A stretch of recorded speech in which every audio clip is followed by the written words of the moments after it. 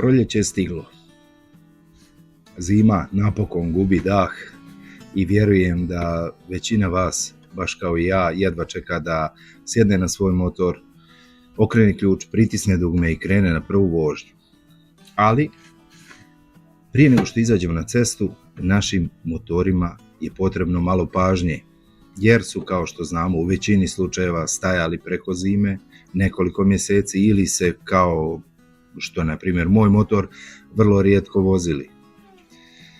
Zato je potrebno napraviti jedan pregled, ja to radim u nekih 7 ključnih tačaka.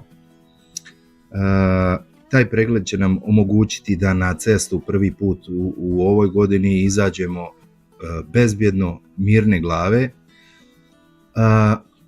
Osim toga, omogućit će nam uvid u stanje potrošenosti određenih dijelova na našem motoru i omogućit će nam da lakše isplaniramo ono pravo pripremanje motora za sezonu. Omogućit će nam da vidimo koje dijelove treba da pripremimo, naručimo, koji su dijelovi potrošeni, koji će uskoro biti za zamjenu, tako da sebi lakše isplaniramo održavanje motora za sezonu i u sezoni.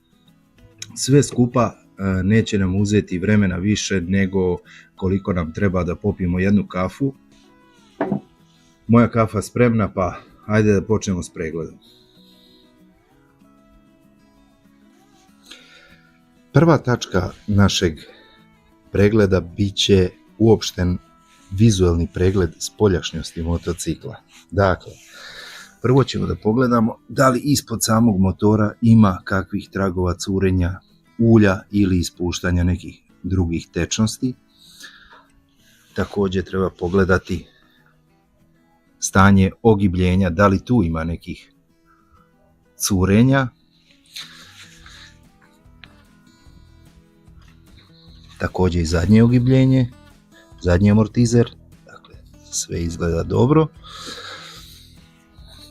Generalno treba pogledati ram motocikla, uvjeriti se da nema nekih većih tragova korozije ili, ne daj Bože, pucanja na varovima.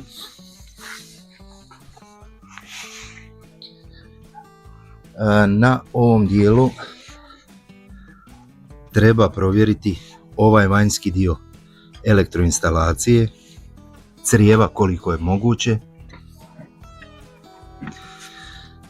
jer nažalost dešava se da nam u toku zime neka životinjica uđe i napravi darmar od mašine. U mom slučaju izgleda da je, što se tiče ovog dijela vizualnog pregleda, sve u redu. Idemo dalje. Prije nego što nastavimo sa našim pregledom, zamolit ću vas da podržite rad našeg kanala klikom na subscribe. Pretplatite se, lajkujte, šerujte, komentarišite, pišite u komentarima slobodno vaše pohvale, vaše kritike. Pišite predloge šta želite da snimimo, ukoliko je to u skladu s našim mogućnostima, potrudit ćemo se da snimimo. Hvala. Druga tačka naše inspekcije bit će akumulator.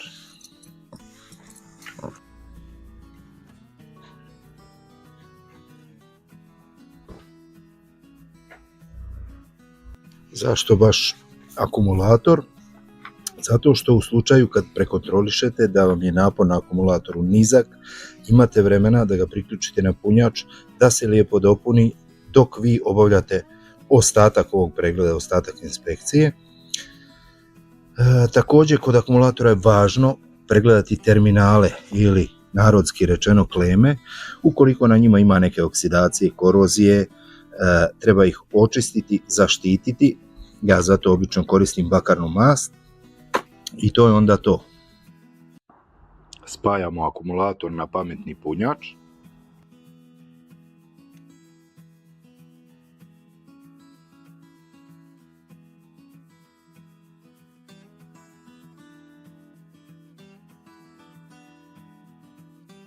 I vidimo da moj akumulator može malo da se dopuni, tako da ga ostavljam da se puni, a mi nastavljamo dalje. Treća tačka naše inspekcije je pregled kontrola, dakle pregled ručice gasa, ručice kvačila, ručice prednje kočnice, kao i pedale zadnje kočnice i eventualno podmazivanje sajla. Počet ćemo sa ručicom gasa. Ručica gasa treba da se kreće slobodno kad je okrećete i da se slobodno vraća kad pustite bez zadrške. I to je to, ovdje je sve u redu. Provjerit ćemo odmah i ručicu prednje kočnice, znači provjeravamo ponovo da je hod slobodan, provjeravamo tvrdoću i provjeravamo da slučajno ne tone, da tako kažem, ručica kad pritisnemo. I opet je ovdje sve u redu. Sljedeće što ćemo pregledati bit će ručica kvačila. Znači šta treba? Treba da ima neki prazan hod i provjeravamo otpor ručice kvačila, da li se sajla kreće kako bi trebalo da se kreće, ovdje je sve u redu. Samo ćemo još ručicu kvačila i podmazati i na ovoj gornjoj i na donjoj strani na mašini. Dakle, ovako ćemo malo.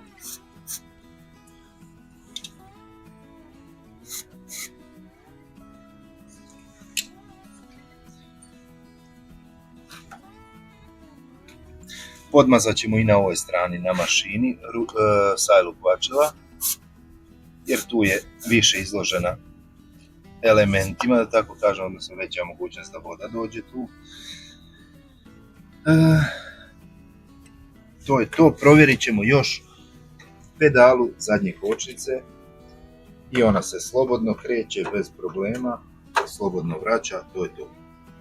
Četvrta tačka našeg kontrolnog pregleda su gume i kočnice motora. Počinjemo s prednje strane, počet ćemo od opšteg pregleda gume, pregleda kočnica, preći ćemo na zadnju stranu, raditi to isto i na kraju ćemo još provjeriti pritisak u gumama. Znači što se tiče ove prednje gume, ona je maltene nova, ne znam, prešla je nekih 1000-2000 km,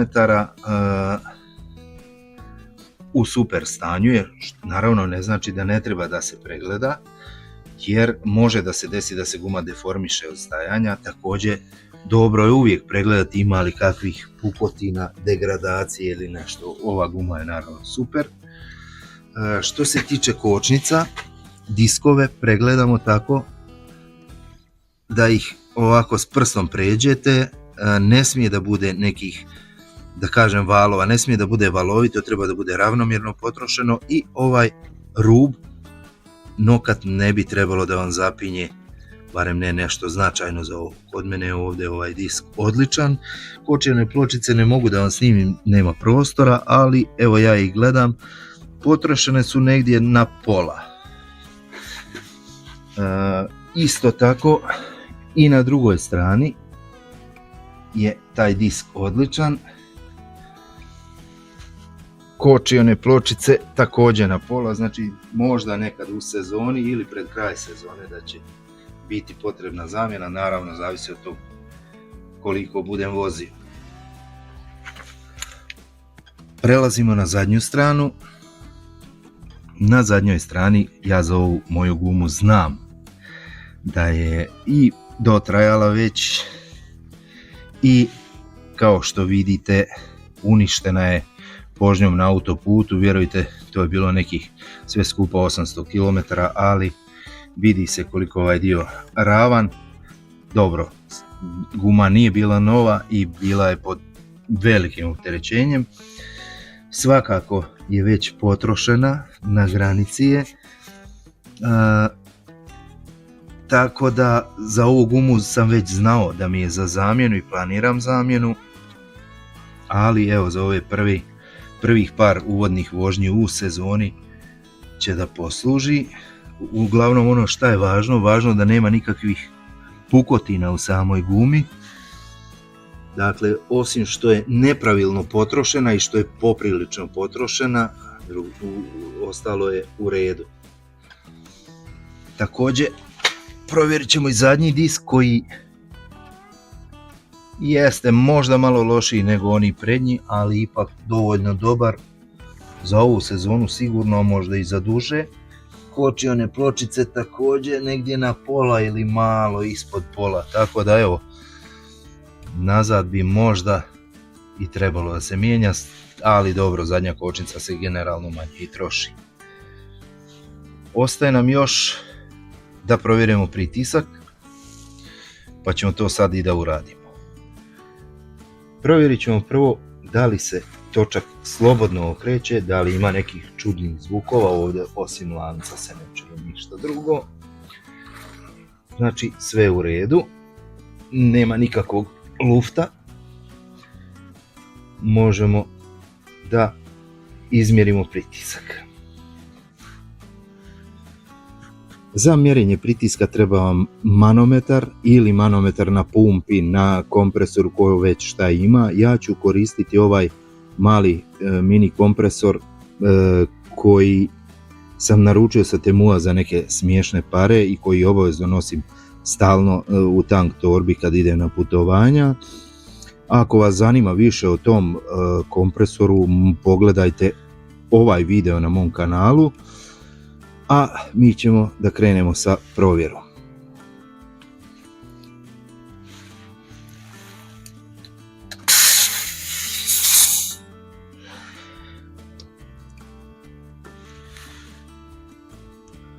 Dakle, evo, kod mene pritisak za nijansu niži od onog što proizvođač preporučuje. Naime, proizvođač za Yamahu TDM kaže za vožnju sa saputnicom, ili kako ja to volim da kažem, sa sapatnicom, preporučuje se na zadnjoj gumi pritisak 2,9 bara, pa evo to ćemo da namjestimo i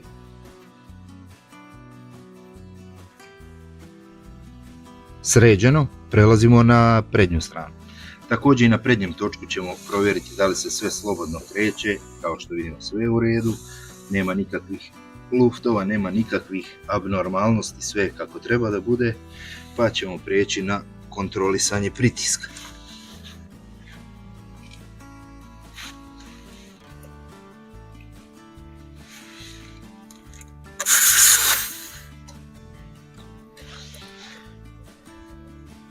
Kao što vidimo 2.3, 2.35, a proizvođač kaže 2.5 za vožnju sa suvozačem.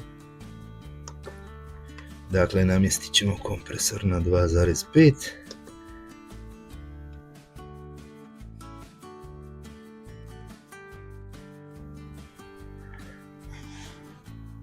Sređeno. Pregledali smo gume i kočnice i prelazimo na sljedeću tačku, a to je peta tačka, to je lanac.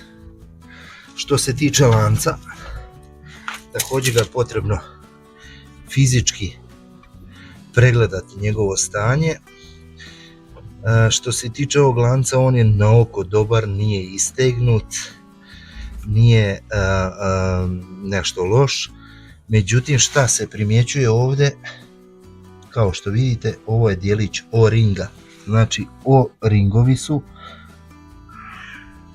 počeli da se raspadaju, što znači da mast iz lanca izlazi i da ovaj lanac neće još dugo da traje, tako da treba da imamo u vidu da ga zamijenim, s tim što, evo pogledajte, ovaj lančanik, zupčanik je u savršenom stanju, ali poslušat ću savjet majstora da se mijenja komplet, dva lančanika i lanac u kompletu, tako da to planiram nekad u sezoni da zamijenim.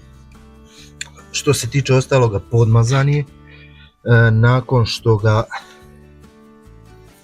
Nakon što ga provozam malo motor da se lanac zagrije, još ću jednom da ga operem i da ga ponovo podmažem, i to je to za sad. Također treba da izmjerimo i takozvani slak, odnosno da li je lanac zategnut onako kako je to propisano. Kako se slak mjeri? Mjeri se, znači, hod lanca ovako kad ga prstom pomjeramo gore dole u centimetrima, tako da smo otprilike negdje na sredini. Sredina je negdje, znači mjerimo od ove osovine do ove osovine koju trenutno ne vidimo, a sredina je negdje otprilike ovdje. Pa da vidimo šta kaže. Dakle, negdje do nekih 5 cm je taj slag kod mene. Fabrika čini se propisuje negdje do 6, s tim što dobri poznavaoci TDM-a kažu da Yamaha TDM voli malo otpušteniji lanac, da je to paše, tako da ja se držim negdje pri gornjoj granici te fabričke preporuke. Možemo da pređemo i na 6. tačku naše pregleda, a to je pregled tekućina u motoru. Znači treba da pregledamo kočivnu tekućinu, rashladnu tekućinu i ulje, ali o ulju malo kasnije. Što se tiče kočivne tekućine, prednja kočnica, ovdje vidimo prozorče za kontrolu, vidimo gdje je najniži nivo označen, vidimo da ovdje ima dovoljno ulja, čak ga ima i više nego što ovdje pokazuje jer je meni motor sad malo nagnut. Važno je da je kočivna tekućina bistra, da nije previše tamne boje, znači negdje ovako ili providna, čista ili ovako blago žućkasta. Ako je tamna, mijenjajte. Što se tiče zadnje kočnice, rezervoar nam je ovdje. Ja sad ne znam koliko se tu vidi, ali evo iznad minimuma smo. Tako sam sipao kad sam mijenjao, tako je i sada, znači nigdje ništa ne ispušta, ne curi. Kočnica funkcioniše dobro, tako da tu neću ništa dodiram. Iza vidimo i ovu ekspanzionu posudu od rashladne tekućine i sad ja to ne mogu da vam snimim, to ne može da se vidi ovdje, ali ja vidim nivo i vidim da je negdje gore malo ispod maksimuma, onako kako i treba da bude, tako da što se tiče tih tekućina u redu je. Što se tiče ulja, ulje ćemo da pregledamo u posljednjoj 7. tački pregleda, objasnit ću zašto. Stigli smo i do 7. posljednje tačke ovog našeg pregleda, znači ostaje nam da upalimo motor, da provjerimo signalizaciju svjetla, žmigavce, štop svjetlo, kako bi bili sigurni da sve radi i ostaje još da provjerimo ulje. Napunili smo akumulator, pregledali kleme, znamo sigurno sad da nećemo opteretiti namotaj ni regler prilikom prvog paljenja, kao što bi se desilo da nam je akumulator u lošem stanju, pa evo da počnemo.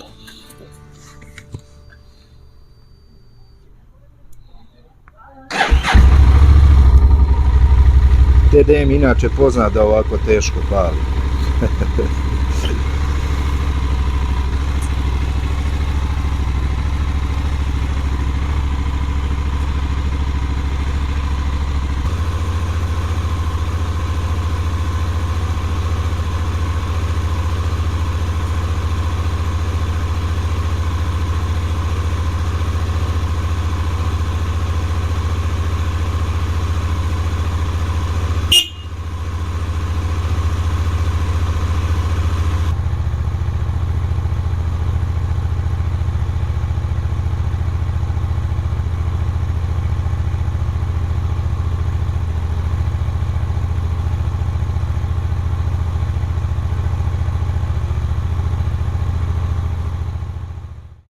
Evo, motor je odradio, zagrijao se, ostavili smo ga 15 minuta da se ulje vrati nazad, pa da provjerimo nivo.